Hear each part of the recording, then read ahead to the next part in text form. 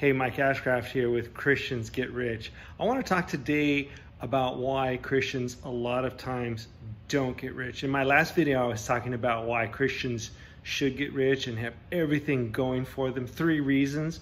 And this time I'm going to talk about why Christians frequently don't even try to get rich. Number 1, the Bible warnings about the dangers of money get confused so that a lot of times Christians think money is evil.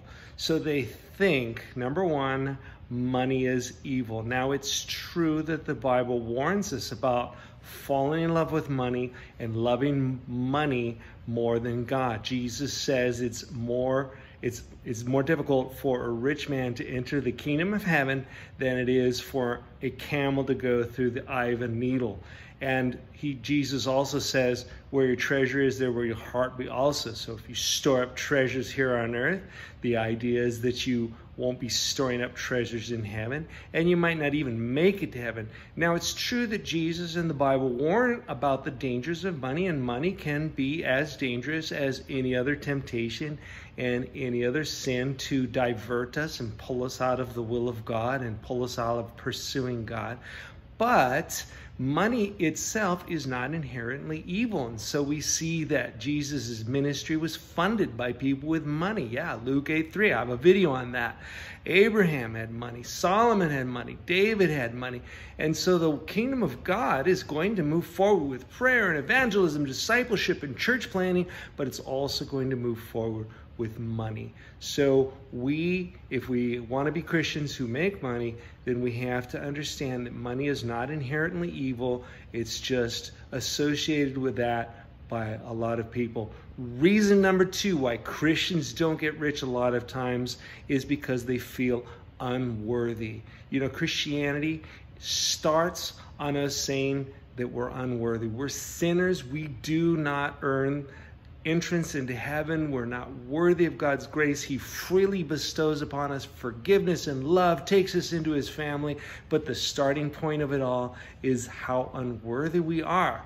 And so if we transfer that feeling of being unworthy into the business world, we're going to give up on working for riches because we're going to feel, after all, that we're unworthy. And so we're not going to do those 100 phone calls that we need to do or do all those things. We're just going to say, yeah, well, you know, the reason why I'm not getting this 100,000, this 200,000 is because I'm unworthy. So we need to differentiate between being worthy of salvation and going out there and killing it and feeling like it's our manifest destiny. It's something we can do, and it's something that it's worth our effort, and it's okay for us to do. So reason number 2, a lot of times Christians feel that they are unworthy of riches.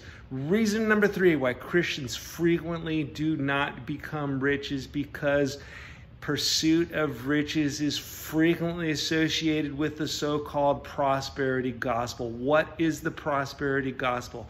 The prosperity gospel is basically Jesus is not the center of the universe. You are. You are not to serve Jesus. Jesus is to serve you. And God just wants to bless you and bring riches to you because it's all about you. And so the prosperity gospel has been widely and frequently discredited. And so Christians, many times, they'll be like, oh, well, I don't want to get anywhere near the prosperity gospel. Listen, the gospel is that we love Jesus first and foremost. Money is inconsequential, but we have to work 6 days out of the week. Bible says 1 day of rest. So why don't we work at something that makes money? Yeah, God says work 6 days out of the week and not the 7th, but he doesn't say to work at Walmart or pumping gas at the gas station. You can work at whatever you want, whatever you're called to. And so the getting rich, it doesn't make you fall into the doctrinal error of the prosperity gospel. And so these are 3 reasons why Christians frequently don't hit it big. And so we need to be aware of these to overcome these. Hit the like button, hit the subscribe button. We'll see you next time.